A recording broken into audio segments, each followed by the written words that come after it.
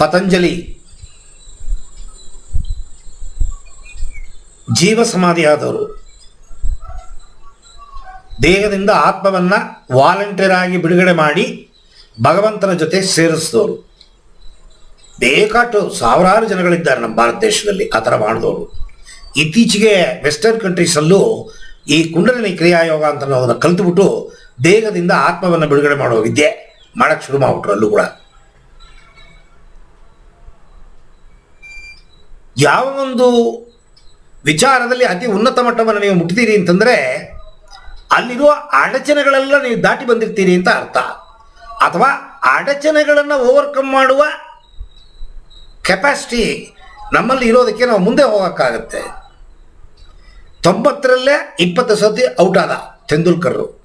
ಆದರೆ ಅವನಿಗೆ ಜೊತೆಗೊಬ್ಬ ಕೋಚ್ ಇದ್ದ, ಅವನಿಗೆ ಸ್ವಂತ ಸೆಲ್ಫ್ ಇನಿಷಿಯೇಟಿವ್ ಇತ್ತು, ಏನು ಮಾಡಬೇಕು ಅಂತ ಅನ್ನೋದು ಗೊತ್ತಿತ್ತು.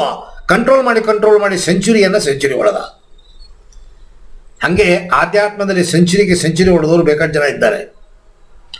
ಅದು ನಾವು ನೋಡಿ ಸೆಲೆಕ್ಟ್ ಮಾಡ್ಕೋಬೇಕು. ನಾವು ಸೆಲೆಕ್ಟ್ ಮಾಡಿ ಅಂಥ ವ್ಯಕ್ತಿಗಳ ಜೊತೆಗೆ ಹೋದಾಗ ಅವರು ನಮಗೆ ಎಲ್ಲ ಹೇಳ್ತಾರೆ, ಕ್ಲಚ್ಚು ಬ್ರೇಕು ಎಲ್ಲ ಹೇಳಿಕೊಟ್ಟು ಹೀಗೆ ಮಾಡಬೇಕು ಅಂತನ್ನೋ ಕ್ರಮಬದ್ಧ. ಅದನ್ನು ಪತಂಜಲಿ ಗುರುಗಳು ಏನು ಮಾಡಿದ್ದಾರೆ, ತನ್ನ ಜೀವನದಲ್ಲಿ ತಾನು ಅನುಭವಿಸಿದ್ದನ್ನು ಜನಗಳಿಗೆ ಒಂದು ಶಿಸ್ತಾಗಿ ಒಂದು ಕ್ರಮಬದ್ಧವಾಗಿ ಒಂದು ಬಂಡಲ್ನ ಕೊಟ್ಟಿದ್ದಾರೆ. ಅದರಲ್ಲಿ 8 ಮೆಟ್ಟಲುಗಳು.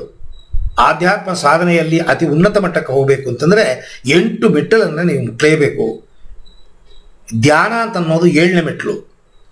ನಾವೇನು ಮಾಡ್ತೀವಿ, ಎತ್ತಿದ ತಕ್ಷಣ ಧ್ಯಾನ ಕೊಟ್ಟು ಹೋಗ್ತೀವಿ. ಉಳಿದಿದ್ದ 6 ಮೆಟ್ಟಲನ್ನು ಮಾಡೋರು ಯಾರು? 6 ಮೆಟ್ಟಲು ಇದೆ ಅಂತಲೇ ಗೊತ್ತಿಲ್ವಲ್ಲ ನಮಗೆ. 6 ಮೆಟ್ಟಲನ್ನು ನಾವು ಮುಟ್ಟಬೇಕು ಅಂತಲೇ ಯಾರು ಹೇಳಿಲ್ವಲ್ಲ. ಯೂಟ್ಯೂಬ್ ವಿಡಿಯೋಗಳೆಲ್ಲ ವ್ಯೂಯರ್ಶಿಪ್ ಬೇಕು, ಸಬ್ಸ್ಕ್ರೈಬ್ ಬೇಕು. ಅವನ ಗುರುವ, ಅವನ ಯೋಗ್ಯನ, ಅವನ ಯೋಗಿನ, ಅವನ ಸಾಧನೆ ಮಾಡಿದವನ ಏನೂ ಗೊತ್ತಿಲ್ಲ. ವಿಡಿಯೋ ನೋಡ್ತೀವಿ, ಕೇಳಕ್ಕೆ ಚೆನ್ನಾಗಿರುತ್ತೆ, ಫಾಲೋ ಮಾಡಿಬಿಡ್ತೀವಿ. ಎಷ್ಟು ಅಟ್ರಾಕ್ಟಿವ್ ಹೆಡ್ಡಿಂಗ್ ಆಗ್ತಾರೆ ಅಂತಂದರೆ, 16 ವಯಸ್ಸು ಹುಡುಗಿಯನ್ನು 6 ಜನ ಬಲಾತ್ಕಾರ ಮಾಡಿದ್ರು ಅಂತ ಹಾಕಿರ್ತಾರೆ. ಅಲ್ಲಿ ಒಳಗಡೆ ವಿಡಿಯೋ ನೋಡಿದ್ರೆ 6 ಜನ ಹುಡುಗಿರನ್ನು ಬಲಾತ್ಕಾರ ಮಾಡೋಕ್ಕೆ ಪ್ರಯತ್ನ ಮಾಡಿರ್ತಾರೆ, ಮಾಡಿರಲ್ಲ. ಟೈಟ್ಲ್ ಅಟ್ರಾಕ್ಟಿವ್ ಆಗಿರುತ್ತೆ, ಒಳಗೆ ನುಗ್ಗುತ್ತೀವಿ. ಅವ ಹೇಳೋದನ್ನು ನಾವು ಕೇಳಕ್ಕೆ ಹೋದರೆ ಖಂಡಿತ ಪೆಟ್ಟು ಬೀಳುತ್ತೆ.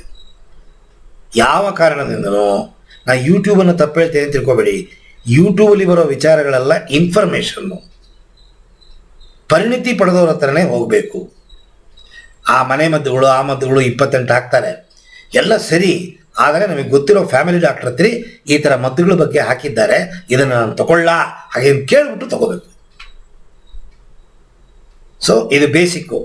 ಇದರಲ್ಲಿ 8 ಮೆಟ್ಟಲು: ಯಮ, ನಿಯಮ, ಆಸನ, ಪ್ರಾಣಾಯಾಮ, ಪ್ರತ್ಯಾಹಾರ, ಧಾರಣ, ಧ್ಯಾನ, ಸಮಾಧಿ. ಪ್ರತಿಯೊಂದರಲ್ಲೂ ಪರಿಣಿತಿ ಪಡಿಬೇಕು.